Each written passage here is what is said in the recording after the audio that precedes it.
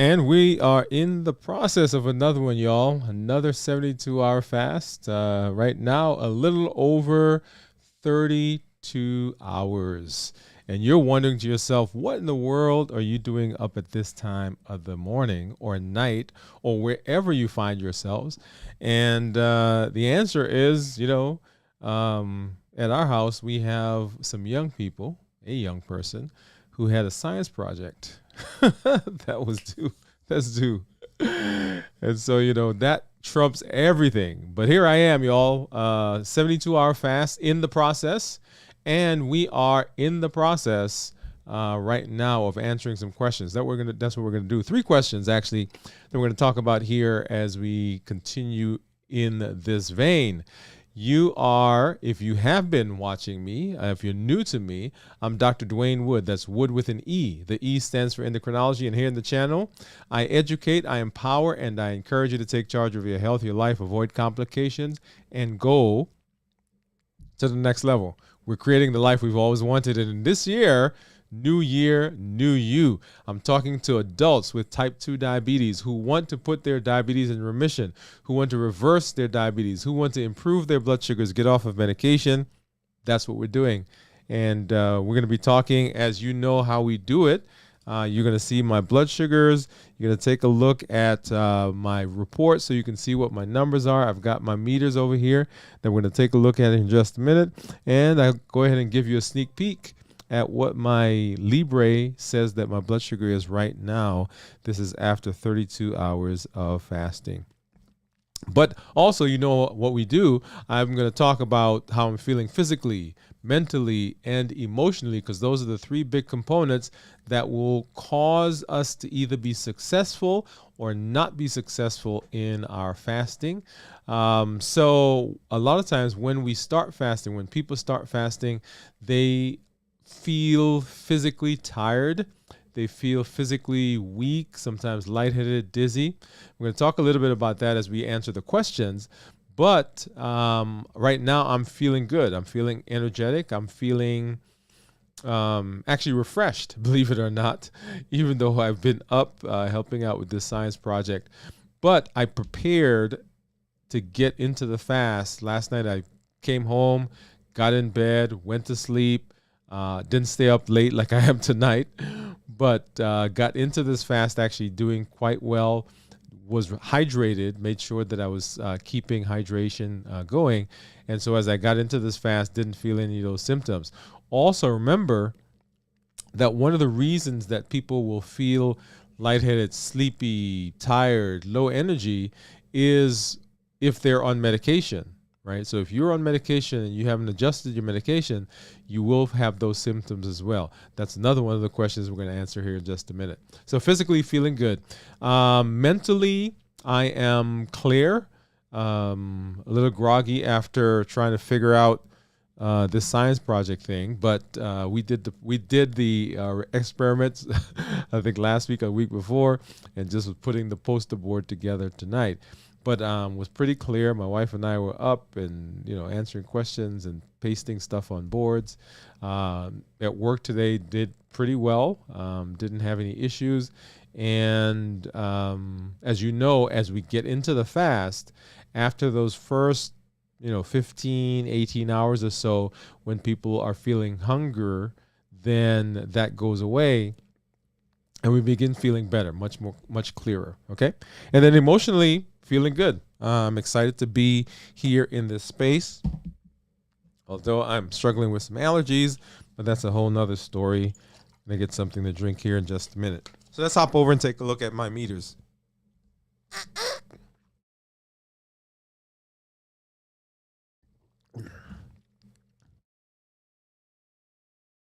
All right. You guys saw that.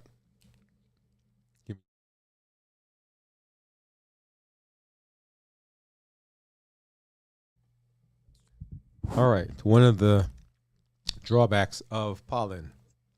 All right. So right now my Libre is saying my blood sugar is 80. And let's hop over to my Dexcom is saying 88.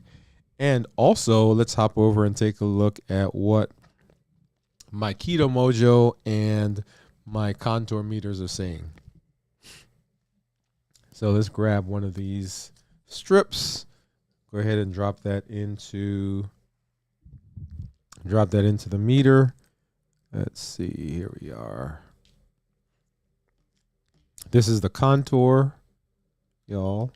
And then here is the Keto Mojo. And you know how we do. Let's go ahead and get a stick there, get a drop of blood. And that should give us enough. There we go. Oh, I gotta get another drop right there. And let's see what that's showing. All right, so pretty close, y'all. So 85 and 86. And my Dexcom is saying 88. Let's go ahead and take this strip out. Go ahead and get our keto strip in. And I'm going to get that started, but like I always do, I'm not going to show you what that is. I'm going to let that run and have you kind of guess what do you think it's going to be. Okay? So you guys can start guessing. Drop that in the comments. What do you think the ketones are going to be? Because I've been fasting for a little bit over 32 hours now. All right. So let's hop over and let's have a conversation about what our discussion is for tonight. So three main questions that people will ask about fasting. As we get into fasting, people say, hey, these are things that I struggle with. These are questions that I have. And the first question that we want to deal with is, what should I eat leading up to the fast? What should I eat leading up to the fast? And that's always an interesting one, right? Because the fasting has several components and several reasons why we're fasting. One of the reasons we're fasting is it could be that we are trying to handle blood sugars. We're trying to improve our blood sugars. One of the other reasons could be that we are working on our weight. Another reason could be for religious reason. In this case, we're talking about health and wellness. And as we move into fasting, you don't want to do anything prior to fasting that's going to disrupt the fast, right? Because a lot of times people will overeat or they'll gorge prior to the fast because they know they're not going to be eating for the next 24, 36, 48 hours. In my case, 72 hours. But before the fast, it's important to eat a balanced meal, right? So not excess, but a balanced meal. And you want to eat things that are easily digestible because you're going to get ready now with the next several hours, 24, 36, 48, 72 hours. If you're doing one of the extended fast, you're not going to be eating. So you want things that are digested easily. You want to gradually reduce the heavy things that you're eating, the high-fat foods, and increase intake of vegetables, fruits, whole grains. With the grains, you want to be careful because, once again, we're talking about how do we manage blood sugars if you're diabetic, okay? You want to make sure that you're well-nourished, including moderate amounts of lean protein, healthy fats. This can help you stabilize blood sugars, and particularly as you get into the fasting phase, you won't be as hungry if you have enough protein and enough fats on board. And also remember that the protein and fat will blunt the rise in blood sugars that you will see depending on what you're eating prior to getting into the fast. Also, you want to increase your hydration. I don't have a specific question about hydration, but hydration is another one of those big things that we want to make sure that we're maintaining. Hydration as we get into the fast, right? One of the questions that we could ask is how much water, how much fluids should we drink? And notice I started out by saying water because it is very good to drink water. A lot of people say they want to drink a lot of fluids with electrolytes. That's fine if you need it. You want to make sure that you're remaining hydrated, lots of sodium, potassium if you need it. But water is actually a very good place to begin. Okay, so water. All right, so next question is, can I continue taking my medication if I'm fasting? right? Can I continue to take my medication while I'm fasting? And this one is interesting in that you always hear me say that if you are fasting, you should always do that under the supervision of your medical team, right? Under your supervision of your medical team. So always make sure that you're consulting with your healthcare provider before starting a fast, particularly if you're on medication, right? A lot of my patients, we have taught them, we're teaching them how to adjust certain medications as they're moving into fast, because this is what we're doing in our practice now. And so we're teaching them how to make those adjustments. If you are not one of my patients, you want to make sure that you are following the directions of your healthcare provider. Some medications need to be taken with food, okay? And so if you have one of those medications, you want to make sure that you are discussing with your healthcare provider, how do I go about this if I'm going to fast? Okay. You may need to adjust the timing of the fasting, the duration of fasting. You may need to change the timing of the medication to coincide with what you're doing in terms of the fasting. So just make sure that you're touching bases with them. Some dosages may have to be adjusted. For instance, people who are taking insulin, for example, as a matter of fact, we started a lady today in the fasting process. And so I walked her through how to adjust her medication, how to adjust her insulin in the process of getting into the fast. And one of the things I told her is that the day before the fast, you may need to cut back on the insulin that you're taking, or maybe not even take the insulin the night before you start the fast. This, of course, depends on what the blood sugars are. Okay, and you may have heard me say last week or in one of our shows that I was talking to someone over the last weekend or so, and I said to them, do you want to be off of this medication? This is a type 2 diabetic. Do you want to be off of this insulin in 3 days? And she was like, yeah. I said, okay, fast. If you fast for 3 days, in 3 days, guess what? Your blood sugars are coming down. They may not be perfect, but they for sure are going to be in a range where you may not have to take medication. Okay? Because remember, in the fasting process, your body, that digestion phase, those first 8 to 12 to 16 hours, 16 hours and on, your body's now starting to go into burning fat. And so you're burning ketones. And so at that point, the body is beginning to deplete carbohydrates. The sugar that you have in your blood is breaking down glycogen, right? So the liver is becoming empty. And at 24 to 36 hours, that's gone. And so your body now is using stored fat to be able to function. And as that happens, the blood sugar levels are coming down. And we'll see here in just a minute, because you're going to see what my blood sugars are doing as I take a look at my meter and at my reports. Okay. All right. So that's question number 2. Should I take my medication? Right. So you always want to make sure that you're talking to your healthcare provider. Some medications require food, so talk to them about how do I time that. Some medication doses may need to be adjusted. Insulin, for example, or if you're taking one of the secretagogues like glipizide, glimepiride, or glyburide, those may need to be adjusted as well. Okay. And never stop or alter your medications without professional advice. Make sure you're talking to your healthcare provider. If you're one of my patients, of course, you know how we do it in the office, but make sure you're touching base with your healthcare provider. Say, hey, this is what's going on. In fact, send them on the show. Let them come and let them watch, let them listen. They can feel free to reach out to me. I'm excited because I think the more we have information, the more of us that we talk to, the more people that are having conversations about how we go about this process, the better it is for everyone involved. Okay. All right. And then our next question, what are the signs that I should stop fasting? What are signs that I should stop fasting? And this one actually goes to one of the things that I mention and say a lot. You need to be listening to your body. You need to be listening to your body. Okay. Your body will tell you when and if this needs to happen.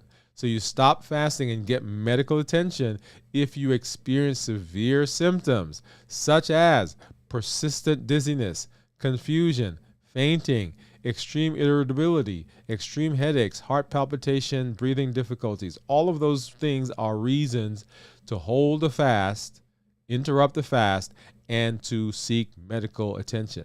One of the things that people will talk about as they get into fasting, particularly if they're doing the extended fasting, is what's called the keto flu. And the keto flu really is just your body adjusting to this new normal. And we haven't done a show on keto flu yet. We did answer some questions back in, I don't know, January-ish, but we'll come back and we'll do a full show where we talk about the keto flu, what it is, and how you can minimize some of those symptoms. But if you're having any of the warning signs, any of the things that we just talked about, you want to halt, you want to interrupt, you want to break the fast and make sure you seek medical attention, right? If you have significant physical weakness that prevents you from performing daily tasks, it's important to consider ending the fast. Your body will talk to you. It will tell you. Don't just plow through the fast, y'all, right? And it is not a weakness, and it's not a sign of failure if you have to interrupt the fast, because you can always come back, but we want you to be safe, right? Those symptoms could indicate that your body is not coping well with this particular fast, and you need to interrupt it and begin processing, getting some medical attention, getting some help. And then once that's dealt with, you can go back to the fast. There are times when, for instance, right now, I'm struggling with this, with these allergies, right? Now, if I didn't understand, if I didn't know what was going on, then I may say, hey, I need to stop the fast, get medical attention, and that would be appropriate, right? It is always, always appropriate to end the fast, get medical attention, get some advice, and then you can always come back to the fast and you can move on from there. In all that we do, y'all, we want to make sure that we are safe, right? Because if we're not maintaining safety, then what happens is your body and your brain won't let you fast again. Oftentimes, we run into a situation and we feel bad and we say we're going to plow through, and people say, well, the fast doesn't work for me, or I had a bad experience with the fast. Well, you had a bad experience with the fast because you didn't listen to your body. Okay? All right. So let's hop over and let's take a look now at what our blood sugars are doing here on, and that, of course, was, yeah, there you go. That was my Instagram that you guys just saw. Yeah, let's hop over and let's take a look at what our glucose meters and our reports are saying.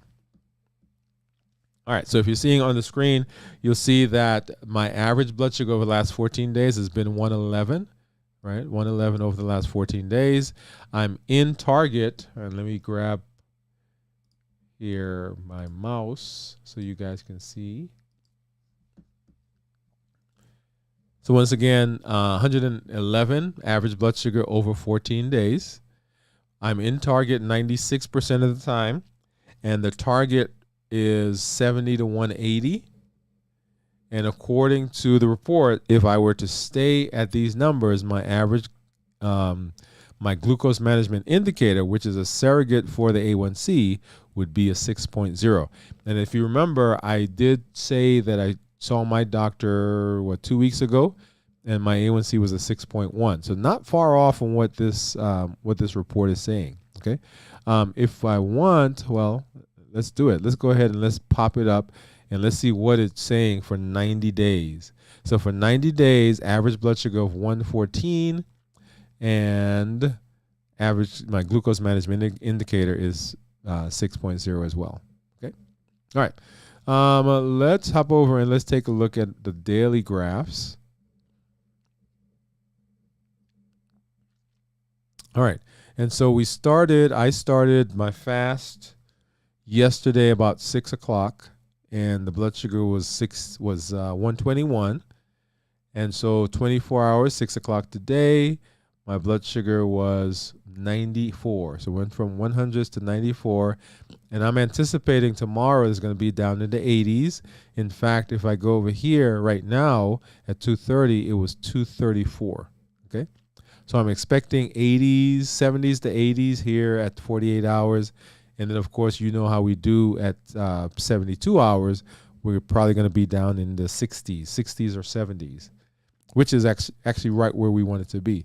If I look at my Libre, the Libre says that my average I'm in target 90% of the time, and my average blood sugar, let's see, where is it? Is 98. Look at that, 98. Okay, and it is estimating that my glucose management indicator is 5.7, so that would be what my A1C would be. Let's go ahead and let's take a look at the daily graphs, and similar to what we saw. Let's see, that was what date? So we started fasting here on Tuesday, and this one doesn't show what the blood sugars are, but so this is 70 down here, so that's about 120. And then 24 hours later, probably about 85. And over here, we're right at about 70. So let's go ahead and let's take a look at, see what, so my Libre, my Dexcom says right now my A1C, not my A1C, my blood sugar is 89. And my Libre is saying my blood sugar was 82. Right, just in keeping with what we would expect those to be. Well, let's take a look now and let's see, what do you think? I don't know if you've put it in. What do you think my ketones are? Right, so remember, ketones at 24 hours, blood sugars, my glycogen in my liver is probably all depleted. My body switches over from burning carbohydrates, like that hybrid car, moving from burning gas to burning battery life or electricity. So my body has switched from burning sugar, glucose, glycogen, and is now burning fat. So I would expect that my ketones would be 0.5 or higher. Because remember, below 0.5 is considered normal. 0.5 to about 1.5 is considered nutritional ketosis. And then above 1.5 is considered therapeutic ketosis. So let's go ahead and I'm going to, let's go ahead and grab my Keto Mojo app, right? And I'll have to go ahead and turn the meter on. You won't be able to see what it is on the meter, but as the meter comes up, you'll see it says syncing, and it's pulling that from here. Right, so my blood sugar was 86, and there you got it right there, ketones of 0.8. Okay, so at a little over 32 hours, right, when we checked it, my ketones were 0.8. Now let's take a look at this graph, because this one shows you a little bit more, because you'll see there the turquoise line is those are, well, let me do it this way. Yeah, the turquoise line, those are ketones, and then the tan line, that is blood sugar. And when I ended the fast last week on Friday, my ketones were up. Let's see, what were they? 3.7, and my glucose at the time was 51. As I started eating, you'll see there that the ketones went down, and then the glucose was going up. There we go. So ketones down, glucose up. And then now, as I started fasting over the last 24, 36, 32 hours, you see that the blood sugars are starting to fall and the ketones are rising. And that's what gives us what we just saw a little while ago, the ketones of 0.8. Now, here is one that I did earlier today. This was right about 6:30, okay? And my blood sugar was 94, and my ketones at that time was 0.4. Right, so that's 24 hours, 24 and a half hours after starting the fast, right? But you'll see from when I started right down there, but the ketones were 0.2. So over the course of the 24 hours, my ketones went from 0.2 up to the 0.4 that you saw there at 24 hours. And then, of course, past 24 hours, I've switched over from burning glycogen, burning carbohydrates, burning glucose to burning fat. And so now my ketones are showing up as above what's considered normal in the nutritional ketosis range. And this is the place, guys and gals, where we begin to see that we are burning fat. This is where we're losing the weight, or I shouldn't say losing weight, because you're losing weight even if you're doing some of the shorter fasts. And that's one of the things that we pointed out last week when we talked about how long should we fast. Even when you're doing intermittent fasting, you can still lose weight. It is not as rapid as if you're doing an extended fast. But don't think that just because you're fasting for a shorter period of time that you're not getting some of those benefits. You are getting benefits, but it actually is taking a little longer. When we're doing the extended fast at 24 hours, 18 to 24 hours, the body is switching over to burning fat, and we're seeing those significant strides in terms of weight loss. As we talk to our patients and our clients who are fasting, people say, well, I'm not diabetic, so I don't have to listen to any of this stuff. And that is not true. As I keep saying, the same things that we do for diabetes, the same concepts will help people who are struggling with hypertension, hyperlipidemia, coronary artery disease, polycystic ovarian syndrome, non-alcoholic fatty liver disease, obesity, and metabolic syndrome, and so much more. So just because you're not diabetic doesn't mean that these things, these principles that we're talking about, won't work for you. Okay? So as we're going through this process, come along with us because you will get benefit as well. Okay? So make sure that you don't negate the things that we're talking about because you say, I'm not diabetic. Well, y'all, hey, I love being in this space. And let's talk a little bit about the Triple E formula for success. This is what the premise, this is the basis, this is the structure of the things that I teach, right? We educate, the shows that we do, the blogs that we do, the podcasts that we do. All of those is to provide education, because education helps to alter, inform, change our mindset. But education alone, information alone does not work. That's why we do the empowerment and the tools that we're talking about.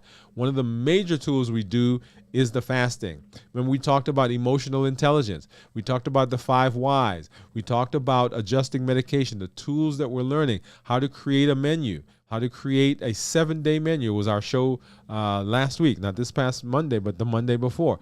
All of those are tools that you are using, you're going to be using to move along in the right direction. And then encouragement, of course, that's the community, that's the support that we're building here on the channel. Remember the things that are going to push you in the direction of breaking a fast, getting off your diet. That's coming from the HEAT model. Another one of the tools that you've learned here. If you haven't, you will learn it. Go ahead and watch the shows. But the things that push us in the direction of breaking a fast, getting off our diet, getting off track, habits, emotions, access, and taste.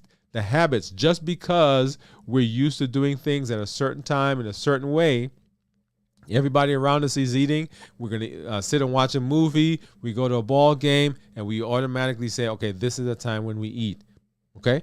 But just because of timing, just because of the habits that we've gotten into.